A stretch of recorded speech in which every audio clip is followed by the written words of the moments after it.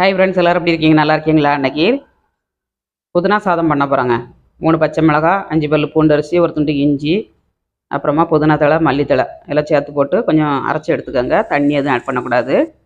இப்போ அரைச்சி எடுத்தாச்சு. லைட்டாக குறை குறைன்னு இருந்தால் போதும். ஒரு கடாயில் 2 ஸ்பூன் எண்ணெய், உளுந்தம்பருப்பு 1/2 டீஸ்பூன், கடலைப்பருப்பு 1/2 டீஸ்பூன், கடுகு 1/2 டீஸ்பூன், வேர்க்கடலை ஒரு கைப்பிடி அளவு போட்டுக்கோங்க. வரமிளகா ஒரு 4 மிளகா. வேர்க்கடலை வந்து எண்ணெயிலே போட்டு வருங்க, நல்லா முறுமுறுப்பாக இருக்கும் எவ்வளோ நேரம் ஆனாலும். மஞ்சள் தூள், பெருங்காயத்தூள் 2 1/2 ஸ்பூன் ஆட் பண்ணிக்கோங்க. நல்லா பொரிஞ்சதும் மசாலா ஆட் பண்ணிக்கலாம். அரைச்சி வச்சதை பச்சை வடை பவுடர்லேயும் ஃப்ரை பண்ணிவிடணுங்க. ரொம்ப நேரம் ஃப்ரை பண்ணக்கூடாது, கலர் சேஞ்ச் ஆயிரும். நல்லா ஃப்ரை ஆகிடுச்சு. நம்ம சாதத்தை ஆட் பண்ணிடலாம். உப்பு போட்டு எண்ணெய் ஊற்றி உதிரி உதிரியாக வடித்து வச்சுருக்கேன். உப்பு போட்டு கிண்டி கொடுத்துக்கோங்க.